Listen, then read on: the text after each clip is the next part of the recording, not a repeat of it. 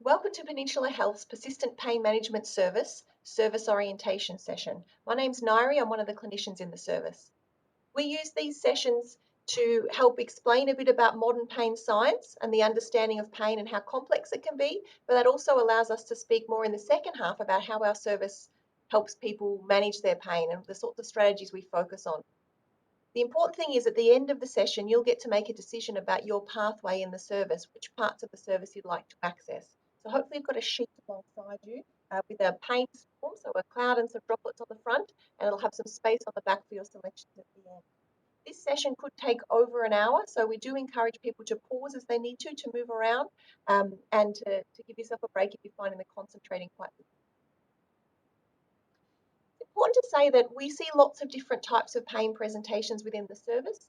Here's a list, and it's not a total list, and you don't need to read it completely, but it just goes to show that we see pain associated with lots of different conditions, sometimes degenerative conditions or associated with other health diagnoses like multiple sclerosis or having it post-stroke or in relation to diabetes or burns.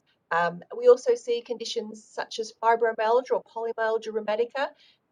We see specific diagnoses like complex regional pain syndrome, but a lot of the people that we see in our service don't have a specific diagnosis for their pain. If you experience discomfort or pain, this service and the information I'm about to provide is appropriate for you. I might not speak to your exact experience, but it'll be related to what you've been. So we look at the purpose of pain, coming right back to why our system would produce pain. It's important to understand that pain's a protective mechanism. It's one of our important survival mechanisms. And generally, when pain comes and goes, as it will have done for each of us on many occasions throughout our life, it's been useful. It's one of the things that teaches us our limitations within the world, and it identifies when there might be an injury or illness that we need to pay attention to. So it keeps us safe.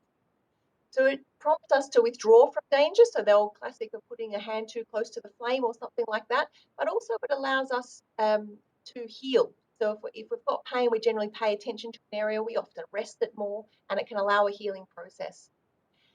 And there are people who are born without the ability to feel pain. There's a change in their nervous system makeup, and they don't experience any pain. And they've actually got a lower life expectancy, significantly lower life expectancy than the rest of the population, because they don't learn key important lessons like letting things heal and identifying what's not safe to jump off high walls and out of trees and things like that. So when pain comes and goes, it's actually a really important protective mechanism. And we very much focus on the sensation of pain, but when we need protection, we actually use a lot of different systems in our body, the endocrine or hormone system, the immune system, and our motor system. Our muscles get involved as well. So we look at it as a big protective system going on, and we work out what's going wrong with persistent pain, where that system is continuing even after the helpful healing time has passed. So what is pain? All of our sensory experiences are produced by our brain, all of us 100% of the time. So if you're sitting down right now watching this video, if you can feel the chair against your buttocks or your thigh area, your brain's producing that sensation based on information it gets. Maybe it gets compression messages from that area or contact messages, and it gives it a location so you feel that in that part of your body, but your brain produces that. And it's really important to say that all of our pain is also produced by the brain, because that's 100% of the time how it's generated. This is not saying that pain is psychological or that it's imagined. It's literally talking about the anatomical part of the body that is used. And that's why we talk so much about the central nervous system within the pain clinic, because our brain and spinal cord are really important parts of the production of pain. Our brain will produce pain when it thinks that there is a threat to our well-being that it needs to protect us from. And it can increase or decrease the experience of pain depending on the context and what else is happening at the time and how much threat it feels at that time and relates to that particular issue. So the information our brain receives from our body can change over time or can stay the same, and our brain can turn up or turn down how much it produces that experience. Now, it's not as simple as well, we just need to turn off that part of the brain, but there are things that can be done that can make the brain see less threat in the situation and therefore produce less pain. One example we've got going on down in the cartoon here would be an example of someone walking across a road. And let's say this chap down here in the red t-shirt's got a blister on his foot, and the messages are coming from the toe, and the brain's producing pain as a result of that. He's worn his shoes too tight or something like that. As he's crossing the road, if that big yellow car comes speeding towards him, at that moment, the brain might decide there's other important things that it needs to do in order to survive. And it might not produce the experience of pain for a short period of time to allow him to jog off the road and get to safety. And then it may resume continuing to produce the experience of pain. So our brain always has a hierarchy of needs and can ramp up or round down the message depending on the situation. We used to think of pain as just a representation purely of tissue damage. That's all it was, and we didn't have really an ability to impact it. We used to think that it was just the brain receiving messages from the body and acknowledging that pain was there. So we used to think that if you had a small injury, you'd have a small amount of pain, and a big amount of injury would be a big pain. And so there are lots of treatments were developed which were trying to sort of stop those messages, particularly medications that to sort of stop messages coming from the body. But that doesn't sort of simple as that. And trying to cut out the problem or just stitch up the body part. And a lot of people who come to our clinic have already had a lot of treatments done aimed at the body part, trying to fix the issue. And they've discovered that that's not particularly effective for their pain situation. So there's lots of examples of where this kind of concept of small pain from a small injury and big pain from a big injury don't really play out, such as when we hit our funny bone or stub our toe, there may be no injury at all, but there can be quite high levels of pain. Something like a paper cut. If we do a paper cut, often there's obviously the brain receives information from that area and will produce a pain, and we look down at our finger and realize that there's a paper cut there. But often that pain will subside within 10, 20 seconds. And yet the injury is not healed in that time. Clearly, it takes longer than that for that cut to actually heal up. But the brain knows that this is not something that's going to ultimately impact our survival. It's learned that across the journey. And so once it evaluates it, often it can move on and start to say, well, I'm still getting messages from that finger, but I don't need to continue to produce pain because it's unlikely to really impact my survival or even the rest of my day. Lots of stories come out of extreme situations like wartime injuries or shark attacks where there can be significant tissue injury, and at the time someone may not report pain or accurately report pain as you might expect. Even just in the last week, there's been another situation of a shark attack up in the Whitsundays, and the description, if you read the news articles, I was working in a pain clinic, I'm often very interested in the descriptions. And again, the chap who was unfortunately attacked by the shark reported a pulling sensation, a tugging, a downward pull on his leg, or a push to his leg as he was getting back on the boat. He didn't actually report pain at that time because his brain hadn't put all the situation together. There was information, there was certainly a sensory experience in his leg, but it didn't produce pain because it wasn't associating with dread at that point. We also know that people can have a lot of pain without necessarily identifying anything or anything even being found on imaging. We can't scan for pain. We can scan to see what's going on in the bodies, but as we often explain within our service, there's lots of evidence that's been done to show that we can't identify someone's pain experience from an image. What they've done is done lots of studies where they've taken orthopedic surgeons, and for example, they might show them hundreds of images of knees that have had an MRI done on them, and they say, can you predict how much pain each person is based on their MRI? And it's not accurate. It doesn't match up. And that's because you can have significant changes on a joint and no pain, and you can also have significant pain and not necessarily see many changes. It's not as representation as that. And if pain was just associated with changes that happen with aging, we would see pain reporting just increase across the lifespan, and we'd find people in their 80s and 90s reporting huge levels of pain because they have the most degeneration. But it doesn't work out like that. It's not as simple as that. And again, we see lots of things can show up on scans, but not necessarily reporting pain. Again, they've done lots of studies where they've scanned people who don't experience pain. They've found very similar findings, things like disc bulges and narrowing and torn muscles and things that we often identify or associate with pain. We see similar sorts of levels of those things in people who don't experience pain. And the final thing that's often studied and talked about and is a phenomenon that you may have heard of that really shows that the line-up between what the pain experience is and what's happening in the body part can be more complex is the experience of phantom limb pain. And that's where someone has actually had an amputation or part of a limb or an entire limb removed, and yet they can still feel things within that limb. So they can feel pain or itchiness or other sensations. And that's because the representation of that part is still in the brain. And it shows that that part can be very active still. And so we certainly manage that sort of condition within our service as well. And it shows how important the central nervous system is within pain production. And as I said, this is not to say that your pain's imagined or that we don't believe you that it's different. This is the same process that happens with fractures and all sorts of things that come into the emergency department every day. It's just talking about the components because it opens up different management strategies that might give you hope that your pain experience might be able to be changed. So now how we understand that the pain system works is that certainly information is always received from the body all the time, all sorts of sensory information. And so that information comes along what's called peripheral nerves. So that's those indicated from some of those green lines there. So all around the body, information is collected and travels along nerves and has a point in the spinal cord where it passes a message and then it goes up a different set of nerves to the brain. And so all the time, there's parts of the system that are looking out for signs of damage. Basically, inflammation is usually what triggers up a message to go up to the brain. When we look at people's brains when they're experiencing pain, so this is done within studies when they do what's called a functional MRI, which is a real-time MRI where they look at which parts of the brain are active when someone's experiencing pain. It's slightly different amongst all of us. It's not exactly the same representation each time, but there are commonly about 8 different parts of the brain that are active when we're experiencing pain. Some of these areas relate to where in the body that message came from, but the other parts are related to threat and evaluating threat and working out what does this mean for me? What's going on here? So we can see that the representation in the brain is very much to do with, again, those survival mechanisms.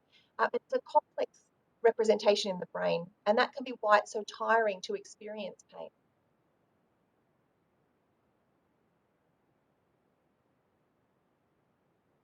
So what we find is that when pain's been present for an extended period of time, that nervous system, that process of the information coming to the spinal cord and the messages going up the spinal cord to the brain, and then that brain representation having to produce that experience over and over again, it starts to become oversensitive, which means it becomes something that the system's gotten very, very used to doing and very, very good at doing. And so it does it more and more easily over time. So it's more and more easily triggered. Basically, the system's becoming overprotective, more protective than it often needs to be.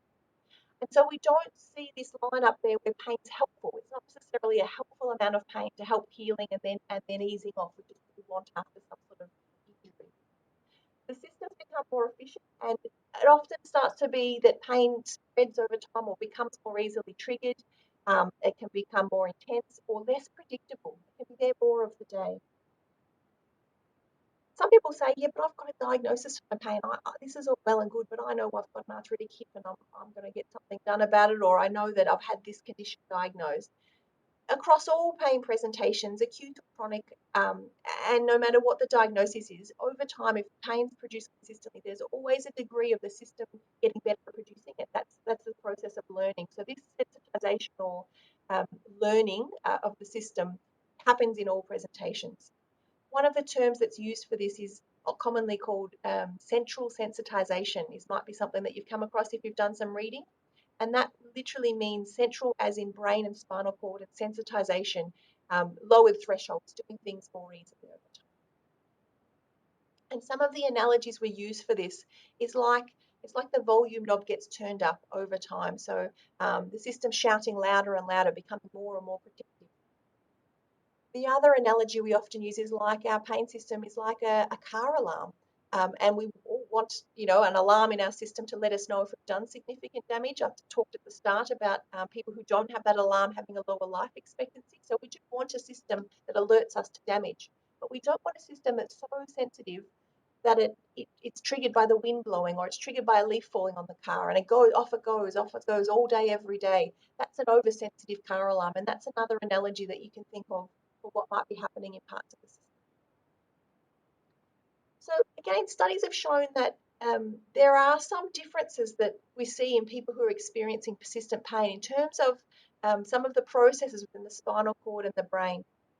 These are adaptations. These are things that the system has learned to do and that they can adapt out of. And they're not damaged, they're not permanent situations or states. They're changes in how sensitive particular synapses are to thresholds and particular neurotransmitters as well. So that's often how we go to the science has sort of led us to this understanding of central sensitization. And often what can happen is when our system's in an overprotective state and the parts of our brain that respond to threat are very, very active, the situation can blur sometimes where other threats that might be happening, other pressures within relationships and families and work, um, historical things as well, those other threats use the same or similar parts of the brain. And so they can start to become involved in the process of triggering pain at times as well. And it can start to become a more whole person presentation.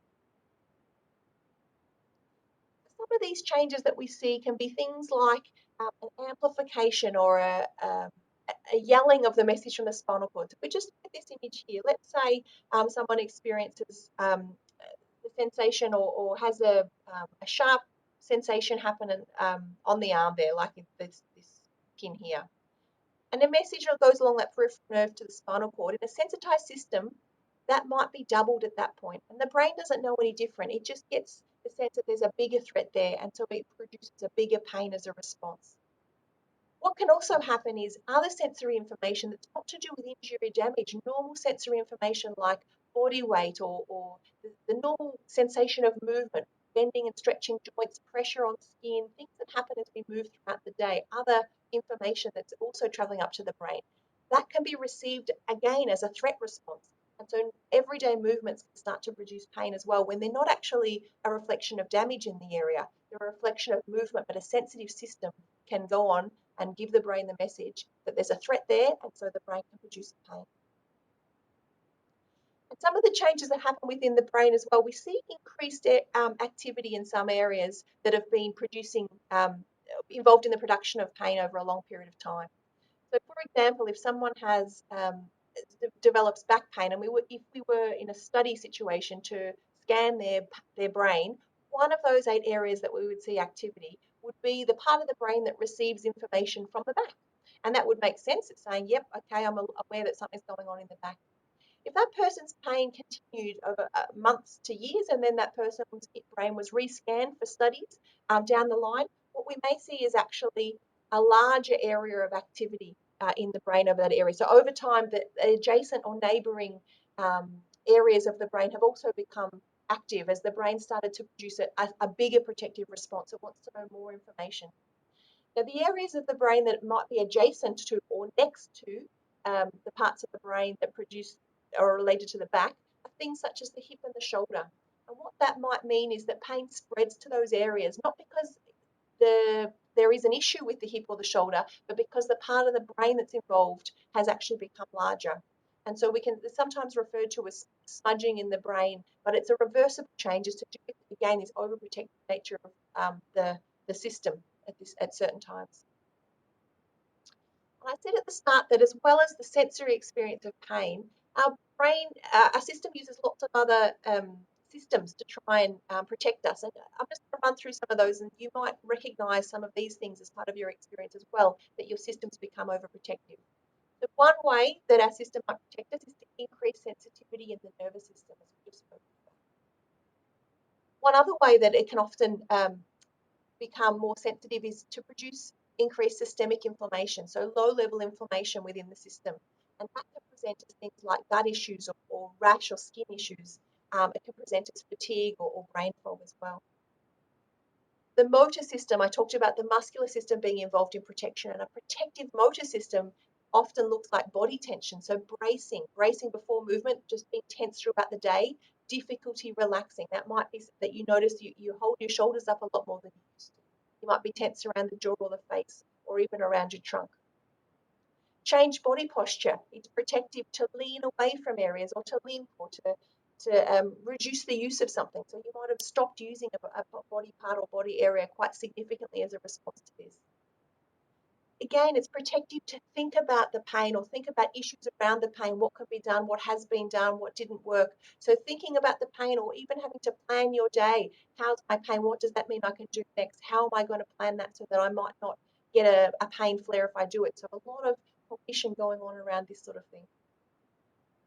And then avoidance. Again, if you think about going right back to initial injury and that helpful pain system that helps us heal, we avoid activities when we're trying to heal something. So we do less, we maybe stand less, put less body weight, but it can also extend to saying no to things, doing less activities or being less engaged in things. And that's all well and good in an early healing phase, but if that continues long term, that has a significant impact on people. Now, none of this is to say that pain is imagined pain, that I'm saying it's psychological pain or anything like that. 100% of the time, unfortunately, the clients that we see experience everything that they say that they experience in the way that they do. We're talking about what's going on under the surface, what's actually going on in the production of this, and explaining the complexity of it. Because persistent pain is more often related to that sensitized nervous system or overprotective systems within the body than to tissue damage.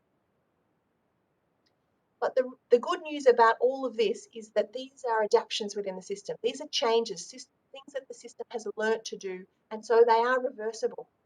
So just as your pain system adapts or learns to be more sensitive, it can learn to become less sensitive. And by perceiving less evidence of threat and more evidence of safety, the brain and those systems can become less protective over time. And that's neuroplasticity, that's change. And our system never loses the ability to change. So finally, before we go on to watching a video and sort of a point at which we often take a break, and there's going to be someone else speaking to you in the second part of this, we talk about what we call the pain storm, and there'll be an activity shortly that we'll get you to do to reflect on maybe your own pain storm or the factors that have been involved in your pain situation. And what we find is when people come and see us, we're not just interested in where they hurt specifically in their body. We're interested in their journey up to this point. We're interested in the impact that the pain has had.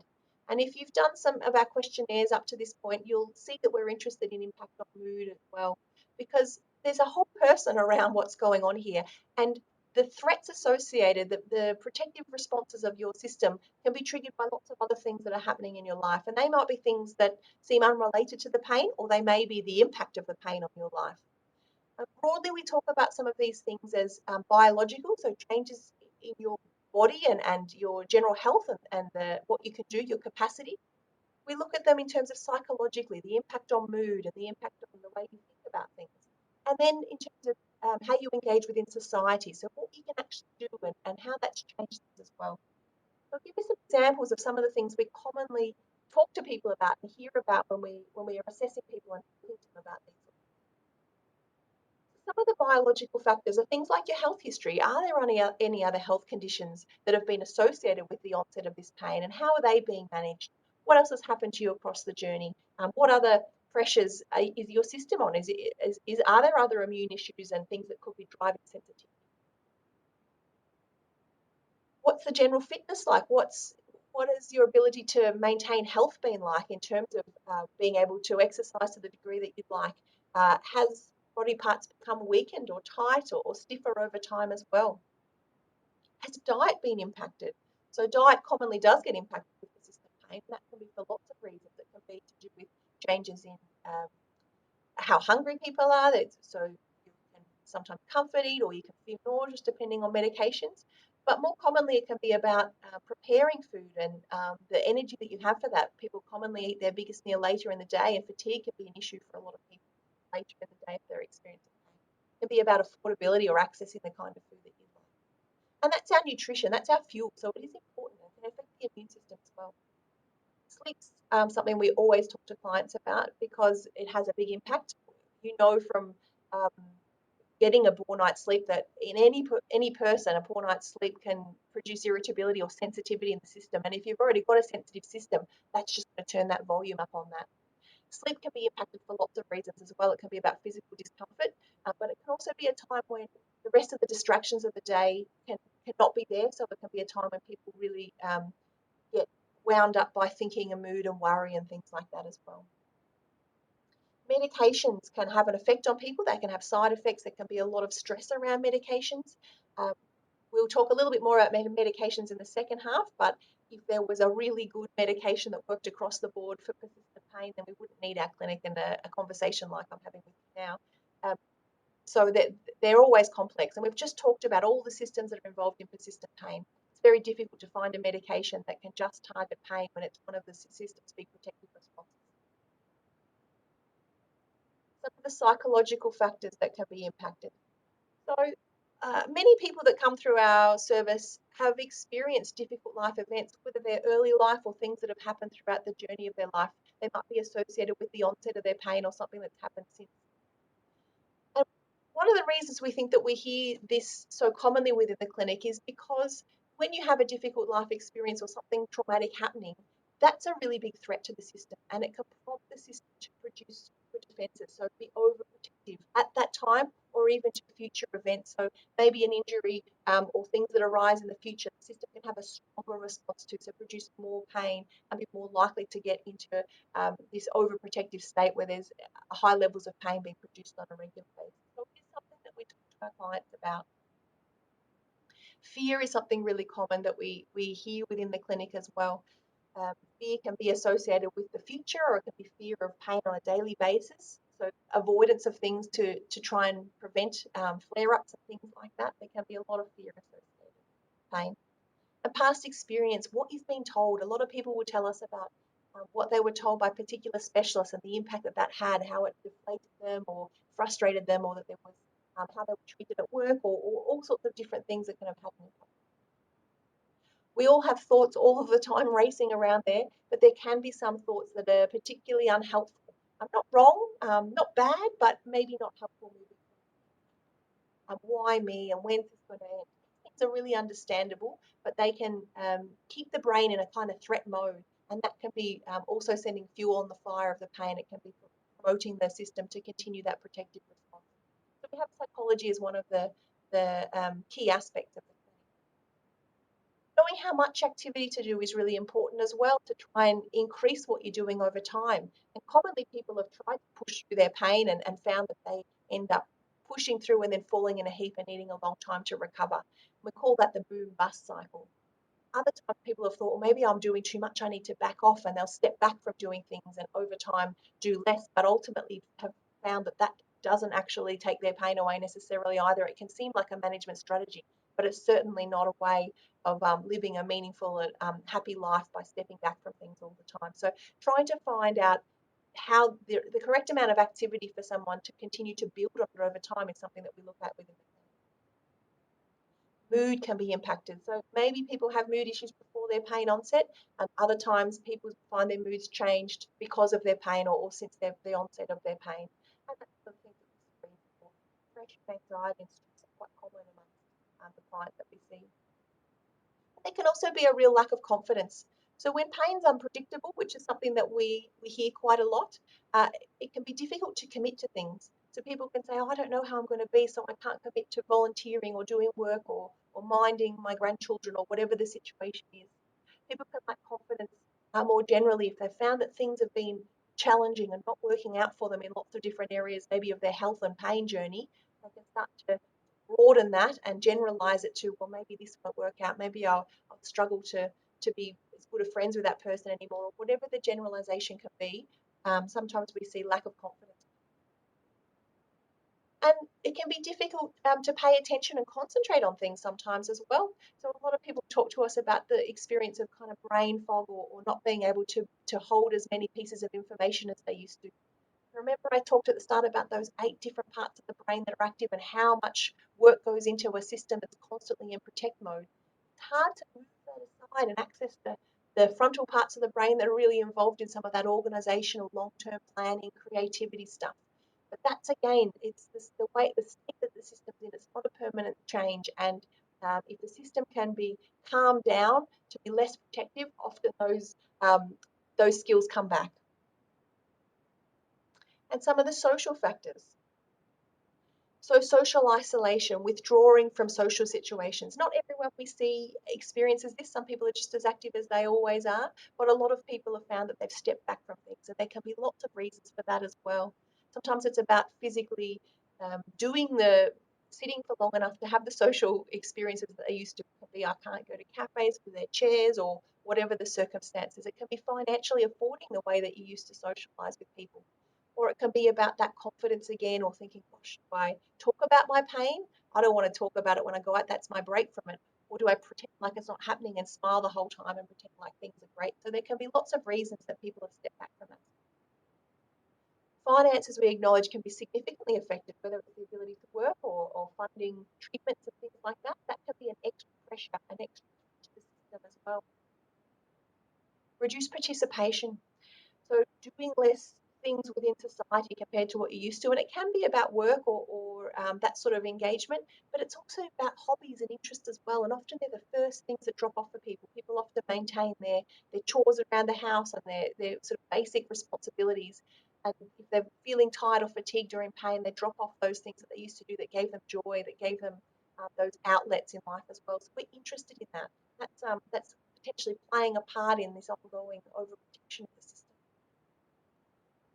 Being involved in any sort of litigation or claims, whether that's through WorkSafe or even dealing with Centrelink, having to prove yourself over and over again can produce a lot of discomfort for people, a lot of pain and stress, and that can be feeding into part of their pain storm as well. And change roles. We all have roles within our life, whether it's a role as a partner or as a parent, as a child, as a work colleague, as a person within society, as a friend. We all have an idea of how we'd like to be within those roles, how we like to express ourselves and what's meaning for us in those roles. Sometimes pain can impact on those. It can change the way that we engage, how often we engage with people, the mood that we're in when we do those things. And that can be really distressing for people as well, to have had a change in those fundamental ways that we see ourselves. So many of these sorts of things are things that the pain can impact on, that can cause stress, but also if there's these things going on either before the development of pain or alongside that as well, the stress of that, the threat of these things to our well-being can also be triggering the pain. It becomes like a two-way street. So we're interested in the big picture of what people's lives are like and what are the things that are going on, because sometimes looking at some of these things alongside the movement strategies or the other things to do with pain management can be really important parts of moving people forward. But we see all of this as, I guess, different versions of this for different people as part of their pain storm. And there's multiple factors interacting. People don't come along to our clinic and we say, oh, there's just this one small thing that would make the difference. Usually it's multiple things that are going on for people, and it's more complex because pain is complex and threat to well-being is complex. And everyone's pain storm is unique as well. And so therefore, what's going to work for people is very individualized. So even though we're doing a very generalized discussion with you here, the management strategies is much more individualized. Now we're going to take a change of tone here. There's going to be a video that we show at this point. It could be a good time now to just pause this if you haven't done already and have a little bit of a break. This video is being produced by a pain service in New South Wales. And again, it's just going to be a different voice kind of quickly summarising a bit of what I've told you already, but also starting to talk about the next phase of things, which is the management side of things as well. So it's about 5 minutes and we're going to play it. And then after that, it's going to be Tess talking to you, and she's going to talk a bit more about actually how do we go about working with people, about retraining their system to become less protective and improving their pain experience. Everyone agrees that pain is a universal human experience. We now know that pain is 100% of the time produced by the brain. This includes all pain, no matter how it feels, sharp, dull, strong or mild, and no matter how long you've had it. You might have had it for a few weeks or months. This is called acute pain, and it's common with tissue damage, say from a back injury or ankle sprain. And generally, you'll be encouraged to stay active and gradually get back to doing all your normal things, including work. Or you might have had it for 3 months or more, and this pain is generally called persistent or chronic, because in this type of pain, tissue damage is not the main issue. What's less clear, though, is when you're told you have chronic pain, is knowing what's best to do about it. Well, in Australia, chronic pain is a really big problem. In fact, 1 in 5 people have it. Having a brain that keeps on producing pain, even after the body tissues are restored and out of danger, is no fun. Some people say it still feels like they must have something wrong. But that's just it. Once anything dangerous is ruled out, health professionals can explain that most things in the body are healed as well as they can be by 3 to 6 months. So ongoing pain being produced by the brain is less about structural changes in the body and more about the sensitivity of the nervous system. In other words, it's more complex. So to try and figure out what's going on, you need to retrain the brain and nervous system. To do this, it's helpful to look at all the things that affect the nervous system and may be contributing to your individual pain experience. What can help is to look at persistent pain from a broad perspective, and by using a structured approach and a plan, it's less likely that anything important will be missed. Let's start with the medical side. Firstly, taking medication can help, but only to a limited extent. It is the more active approaches that are necessary to retrain the brain. So using medications to get going is okay, and then mostly they can be tapered and ceased. Some people also think surgery might be the answer, but when it comes to a complex problem like chronic pain, surgery may not be helpful. So if you're thinking of surgery, it's best to get a second opinion and remember to consider all the things. Next, it is helpful to consider how your thoughts and emotions are affecting your nervous system. Pain really impacts on people's lives, and this can have a big effect on your mood and stress levels. All those thoughts and beliefs are brain impulses too, but you can learn ways to reduce stress and wind down the nervous system. This helps with emotional well-being and can reduce pain as well. The third area to consider is the role of diet and lifestyle. Now, it turns out that our modern lifestyle might not be so good for us. In fact, what we eat and how we live may really be contributing to a sensitized nervous system.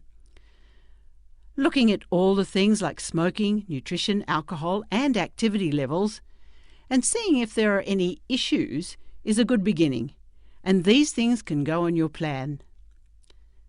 Then there's often enormous value in exploring the deeper meaning of pain and the surrounding personal story. By stepping back and looking at all the things that were happening around the time the pain developed, many people with pain can make useful links between a worrying period of life and a worsening pain picture. For many, recognizing deeper emotions can be part of the healing process. Last, but by no means least, is physical activity and function. From the brain's perspective, getting moving at comfortable levels without fear and where the brain does not protect by pain is best, and you'll gradually restore your body's tissues. So, to sum up pain, it comes from the brain and it can be retrained, and when looked at from a whole person or broad perspective, gives you a lot of opportunities to begin. So, get a helping hand if you need it, set a goal, and begin.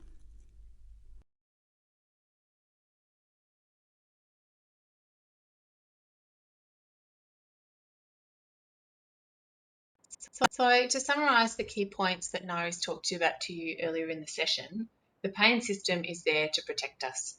Pain is produced by the brain in everybody when it perceives danger. The brain uses multiple pieces of information to determine how much danger and therefore how much pain we are in. And this information can be related to our physical well-being, but it can also be related to our emotional well-being. Pain is real. Every amount of pain that someone experiences is real. We just want to get the message across that it might be coming from a sensitized nervous system rather than due to injury to the tissues in the body. So when pain persists, the pain system becomes oversensitive. It wants to protect us when sometimes we don't need protecting. Pain is disproportional to the actual danger that our tissues are in. And multiple factors influence and are influenced by pain. And they're the examples that Nari talked about when she went through those droplets on the pain storm.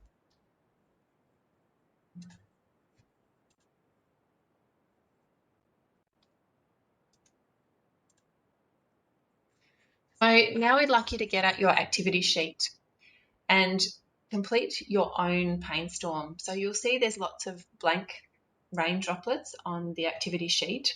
So pick out some of the things on this example here that might be relevant to you, but there might be some things that aren't on here that are relevant to you. So that might be that you're not able to do things around the house anymore, or you've had to stop at work, or maybe there was some difficult experience in the past. Maybe there was some bullying in the workplace. Maybe there was some difficult life experiences you had growing up or in recent relationships. So there's lots of things that influence the state of your nervous system. And so this is going to be very different for each of you. Maybe some of the activities, maybe it's that I can't do the gardening anymore, and that's something that I really enjoy doing.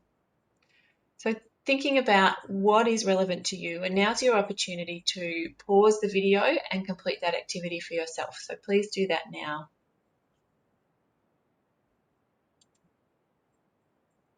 So now I'm going to talk about the different approaches to pain management. And one of the approaches, and often the approach that people have focused on before they've come to our service, is what we would call passive structural curative.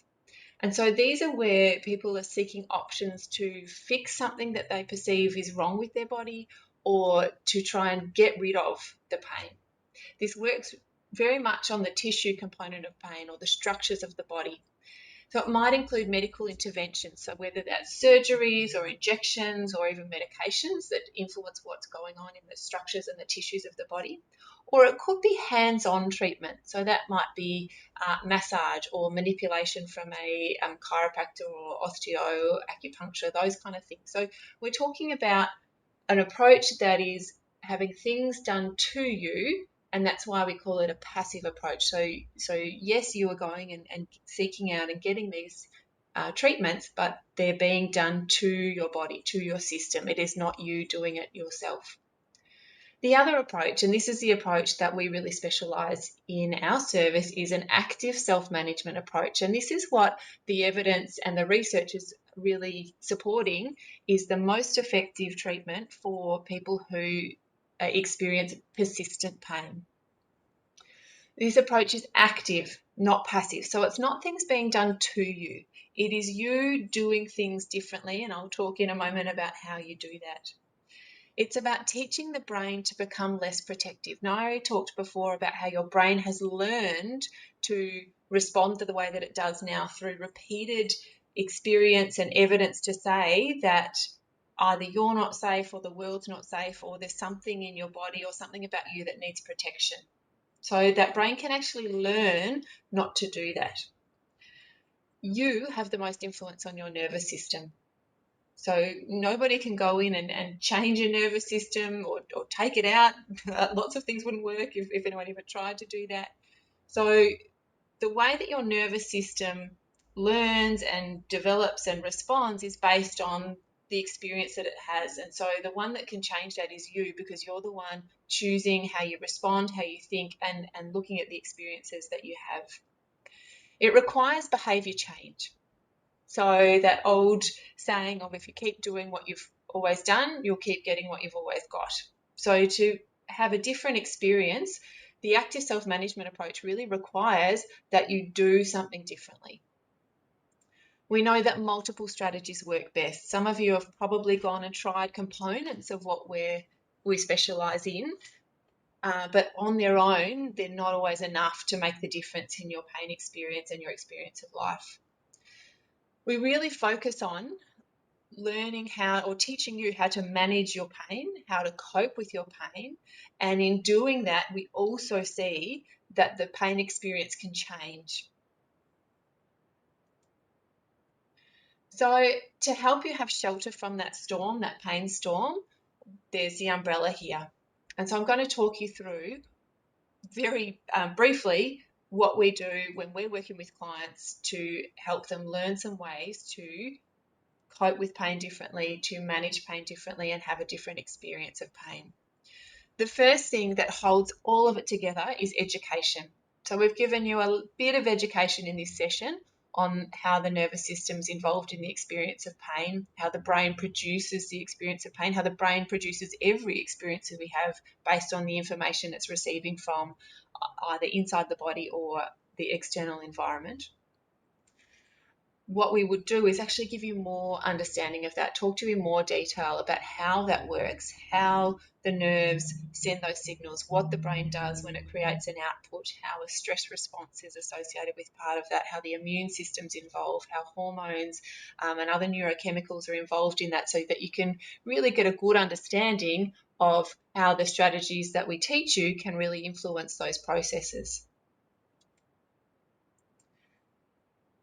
Then we really want you to think about, what do you want your life to look like? Most people come to our service and they find that they have stopped doing the things that are important to them. Often they're the things that go first are the things that people enjoy or the things that are important, and they do the things that they just have to do, a little bit like being in kind of survival mode. And so we want to shift that focus and think about, well, if pain wasn't in control, if pain wasn't driving your behavior and your decisions, what would you be doing? And looking at how can we try and set some goals aimed at improving your quality of life and reducing the impact that pain has on your life. So doing what matters. Choosing your response. So Nairi talked about some of those protective responses that happen when our nervous system feels like it needs to protect us. And sometimes that's thoughts, whether it's an concern or fear or anxiety about what we're about to do, thinking that it's going to aggravate our pain. Sometimes it's a physical response. There might be tension or bracing in the body. There might be holding the breath, which is associated with the stress response that the system can be in. And so we get you to learn skills like mindfulness to really notice what's the automatic thought that happens either before I move or when I experience pain or when I'm thinking about going out and doing something that I'd like to do. Do I already have these protective mechanisms functioning at that time that are actually influencing what I'm going to do in the future before I've even done it? So notice the thoughts, notice the behaviors, notice the responses, like I was talking about, that bracing, that breath holding, and then looking at the impact that those have on the pain experience. So we do often see that if people think that something's going to hurt them, their system will be more sensitive to what's about to happen and more likely to respond with pain and inflammation and muscle tension and that kind of stress response when they go and do that experience, which means they're more likely to experience pain. So we look at changing the way you think about what you're about to do, and as well as changing the way your body prepares for what you're about to do. So can you find some more relaxation in your body? Can you let go of the tension or the bracing before you move? Can you take a deep breath? Often we see, particularly with people, say with back pain, and we say we're going to do some bending now, and their back really stiffens up and they hold their breath and their shoulders shrug up, and then as they move really cautiously and really stiffly. So if we can change that which then sends the brain evidence that what they're doing is not safe and they need protection from that. So if we can then teach people to take a deep breath, let go of some of that tension in their body and try and move in a smoother way, we often see very fast results that people are able to do movements that they haven't been able to do for a long time, just through changing the way they do it rather than changing anything that's going on in the structure of their body. Moving with confidence. So going on from what I was just talking about looking at the response, feeling like you can move in a smoother way, in a calm way, without a pain flare, without feeling like you need to worry about the movement that you're doing, so that you get more confident with movement. And then really looking at what are the things that are important for you to do. And sometimes that might be an exercise program, but more often than not, it's doing fun things. So maybe it's kicking a footy with the grandkids, or being able to get out in the garden, or being able to jump on the trampoline with kids, or being able to be independent and manage your own household chores. So it could be whatever's important to you. That's different for everybody, that return to valued daily activities. We do a lot of work. We have a psychologist in the service as well, because we recognise that our thoughts and emotions play a big part in the pain experience. So learning skills to manage unhelpful thoughts and emotions. Noticing the impact that negative thoughts and emotions have on pain and also your overall experience of life, and learning some strategies to manage those in a different way or be able to change that experience. We also look at managing stress and looking at how you can, even if you can't change the stresses that are going on in your world, how can you influence the impact that it has on the way you feel physically and the way you feel emotionally as well. Calming your nervous system is a large component of what we do in our service. If your nervous system feels calm, it's in a state of safety. And if there's evidence of safety to your system, then there's no need for your system, or there's less need for your system to protect you. And then it can learn to be less sensitive and less reactive to the signals that are coming from the body and the pain experience itself. So ways that we work with people to teach them to calm their nervous system are all of the things I've already talked about. But additionally, we would look at some relaxation techniques such as breathing techniques or other relaxation practices. We'd be really working with people to check in and reduce their muscle tension as much as possible, and looking at what can be done to improve your sleep. So sleep is very frequently, and we've talked about that in the pain storm, it's very frequently associated with the experience of persistent pain. And there's a lot of evidence to say that actually having a bad night's sleep can then make your pain experience worse the next day. I know most people, if they have a bad night's sleep, whether or not they have a persistent pain condition, they're generally more irritable the next day or a bit more sensitive. And so if you think about a nervous system that's already sensitized, then having a poor night's sleep, then it adds to that sensitivity again. So if your sleep can improve, we expect your system to feel calmer and your pain system to not be as responsive or reactive. Optimizing activity. So again, putting all the other components together and looking at how do you start to do the things that are important to you again. What's the right amount of an activity for you to do so that you're avoiding that boom bust or overdoer, underdoer kind of cycle where maybe you do as much as you can just to get things done and then you have a big recovery after that. So we really are looking at how do you get more done consistently with more confidence that requires less recovery, and gradually increasing that over time. Controlling the controllable. So there are uncomfortable sensations that we experience when we experience pain. There are uncomfortable emotions that people are usually experiencing when they've had pain for a long time. And maybe those were there prior to the pain experience starting as well.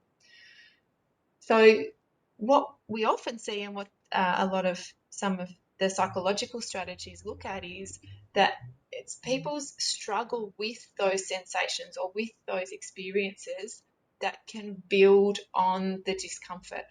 So if somebody is, for example, if it's pain and then they're frustrated about their pain and then they're disappointed or guilty, or there's some depression or anxiety associated with that, that becomes a bigger thing to cope with. And so if we can learn some techniques, specifically some acceptance and mindfulness techniques, it doesn't mean that we're ignoring it or pretending it's not there, but we're actually just giving up the struggle with it. We're noticing that it's there and then looking at, so what can I do with it, rather than feeling like there's this ongoing struggle with it. So we teach you a lot about that, and it's not something that we'd expect you to do straight away, but teaching you the strategy so that you can start to change that struggle experience. And then alongside all of this, we would be encouraging you to adopt healthy lifestyle behaviours. So looking at increasing involvement in social activities, in leisure activities, that could be exercise itself or just doing some of those enjoyable activities I've mentioned already. We've been looking at diet. There's lots of different literature around foods that promote inflammation or foods that reduce inflammation, and that can be a big part of the pain experience for some people. So we do encourage our clients to be really considering what's going in to their bodies and what effect that's having on their nervous system. Looking at caffeine, smoking, alcohol intake, all things that are considered stimulants to your nervous system. And if we're focusing on you calming your nervous system, then considering reducing those stimulants is going to be part of the experience for you. And then aiming for an overall well-balanced life. So to participate in active self-management or to actually learn active self-management, what do you need to do? So you need to do things differently. As I said before, if you would like to just keep doing things the way you're doing them, then this might not be the program for you. This requires that you think about, how can I do things differently so that I get a different result? You need to focus on improving your quality of life, getting back into the things that are important to you rather than waiting for pain to go away. So often we see that people have put their life on hold, waiting for the pain to go, and think that when the pain's better, then I'll start doing the things that are important to me. We really focus on turning that the other way around. And we see time and time again in our clients that when they start getting back into the things, they start releasing their own feel-good hormones in their system by enjoying participating in meaningful activities or being with others. That's when their pain actually starts to have less of an impact on their life, and the pain experience often changes as a result of that. We require that you decide what you're going to do rather than the pain deciding. And that really comes into play with some of that optimizing activity and working out what's the right amount of activity to do. And often people will do things until the pain makes them stop, or they won't do things because pain might come on or pain is there. And so we really want you to be able to get in control of that and say, well, actually, I'm going to decide when I stop and I'm going to decide what I do rather than pain deciding for me, and getting back that sense of control that's really important to your emotional well-being. You need to be willing to experience discomfort at times. Now, we're not going to intentionally ask you to do things that are going to aggravate your pain or that are going to make you feel worse, but we are aware that with a sensitive system, if we start to challenge that system or you start to challenge your system, that it will want to protect you at times. And so there might be physical discomfort, but there also might be emotional discomfort in the form of fear about what you're going to do or anxiety about what you're going to do. So really thinking about, am I willing to have that discomfort in order to get through it and see a different experience happen? You need to commit to challenging the way you automatically think about and respond to experiences. Your brain has learned to respond to signals from the body and the experience of pain in a certain way. And it just, when we do things over and over again, like learning how to write or learning how to play an instrument or learning how to ride a bike or drive a car, all of those things, the more you do it, the less you actually have to think about it, and it just becomes automatic.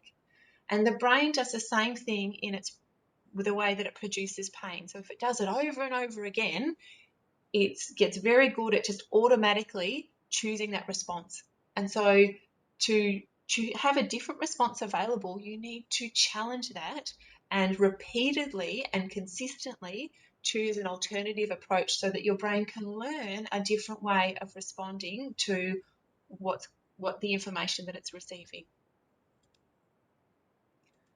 But just a note about medication. So the use of medication must lead to improved function and be ceased if it does not. So we do recognise that for some people, medication is what is helping them be able to still participate in work or have them be able to participate with their families or just be able to get through the day. And so we do acknowledge that medications do play a role for some people some of the time, but please know that if you're not feeling like taking the medications is enabling you to do more, then it really should be considered that you stop that medication or talk to your doctor about that.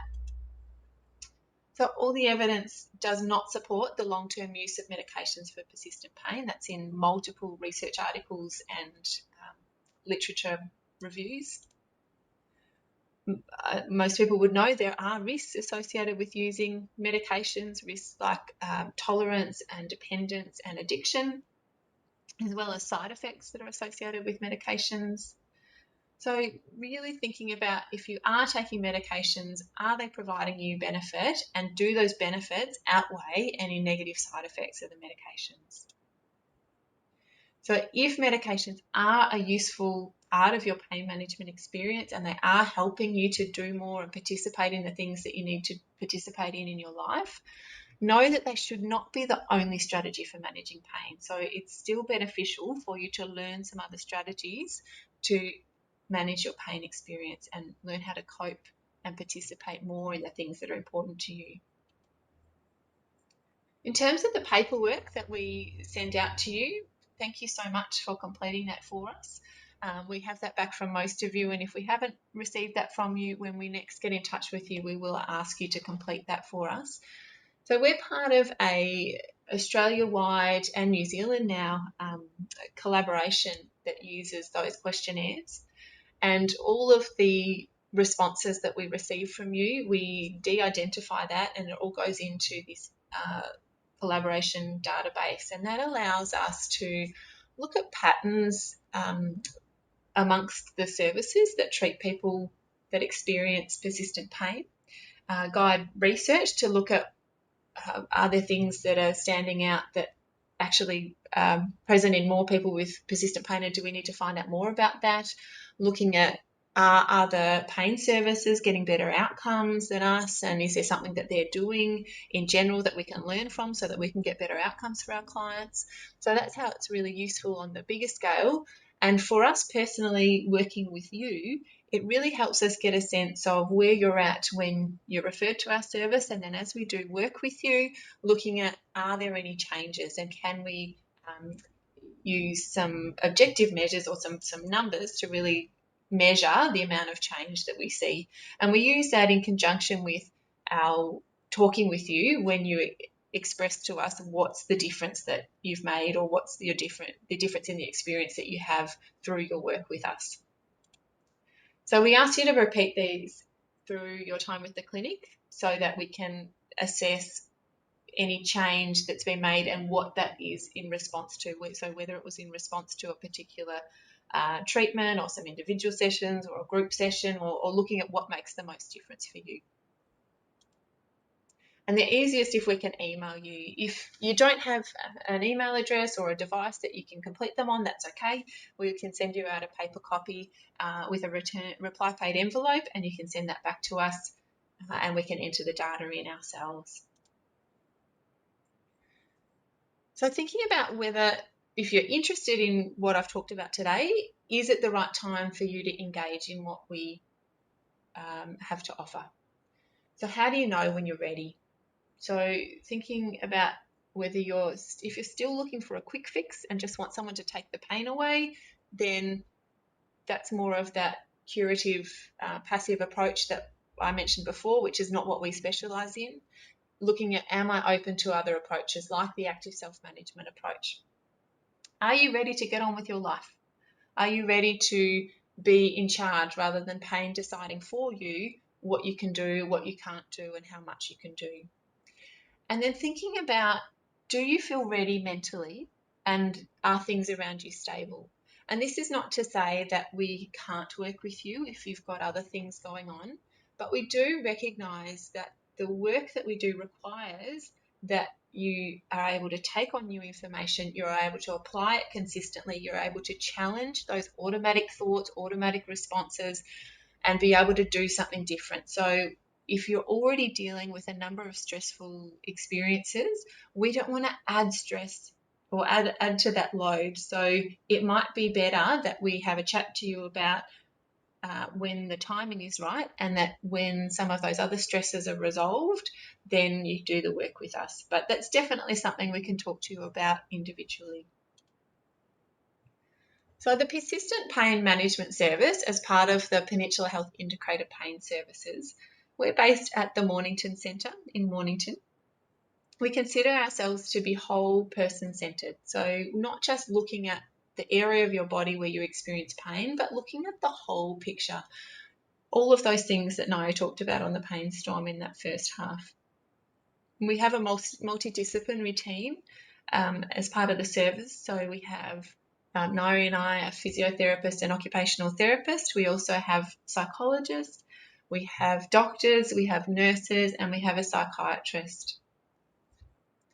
We have a range of different services to suit different needs, and I will go through those in a moment. So we recognise that everyone's pain experience is different, therefore everyone's treatment is going to be slightly different as well.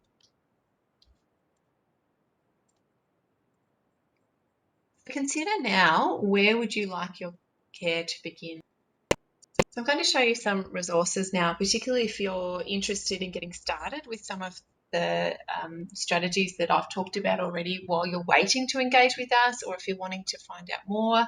Also, sometimes it can be useful for people to know that we're not the only ones saying this type of approach for pain management. It is what is the recommended treatment for persistent pain, as I said, and there's lots of people trying to get that message out and looking at how to support with people with persistent pain to learn how to manage their pain better and have a different experience of pain.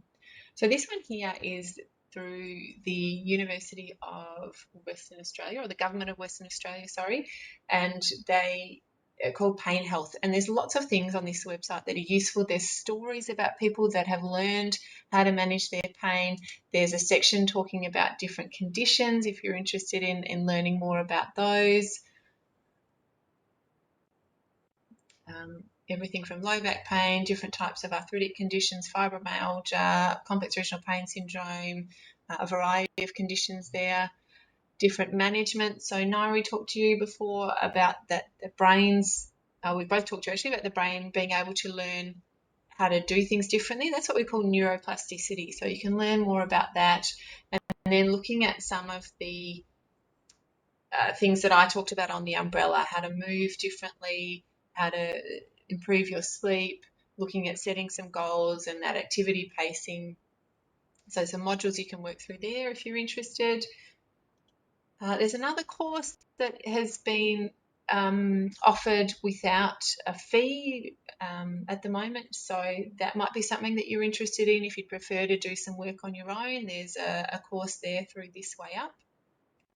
Another course through MindSpot has a pain course that's very much aimed at the thought-based and mood-based techniques to manage pain. And all of these are on the advice sheet that you were sent from when you were first referred to the service. So if you don't have that advice sheet and you'd like us to send it again, just let us know and we can send that out to you as well. This is a pain management network set up by the Health Department in New South Wales, and again, lots of different videos and instructions on all of those things that we've talked about already.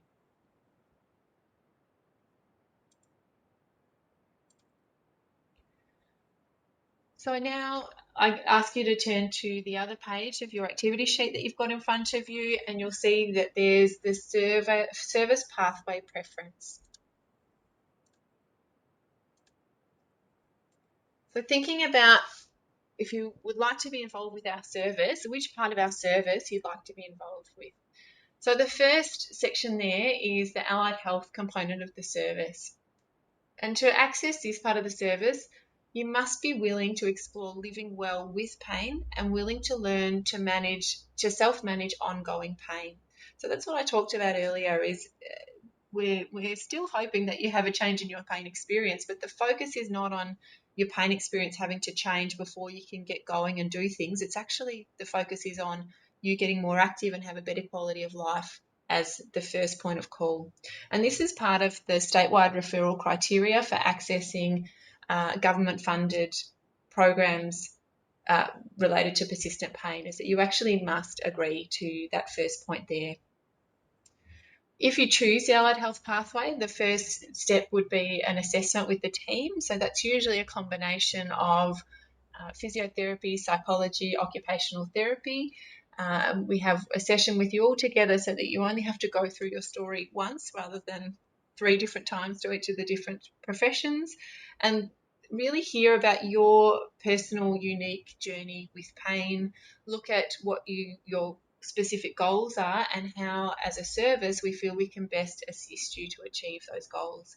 This might be that we just give you some recommendations in that session and you then have enough to go on and implement those on your own. It might be that we recommend our group program, and the group program that we offer goes for 8 weeks, 1 morning per week, with that lots of education and then reinforcing week after week the implementation of the strategies associated with self-management. So that's not for everybody. That's just one of the options that we may recommend for you after your assessment. For others, we might recommend that you have some individual appointments with some members of the team. So whether that's with physio, occupational therapy or psychology. So you can tick the top box if you're interested in that. And then you can also tick the bottom box if the next box, sorry, that says medical, if you're interested in seeing one of the doctors that works with our clinic. And if you're interested in seeing one of the doctors, the reasons that you would do that is for a review of your condition, to look at what your diagnosis is and just even if it's a second opinion on that, to get advice regarding medical treatment options if you feel like that hasn't been fully explored yet, and the option to review your medications, which might be something that you're interested in, or it might actually be something that your GP is wanting some support with in terms of working out the best medications for you. So you can tick one of those, either allied health or medical, or you can tick them both if you're interested in both of those appointments being arranged for you.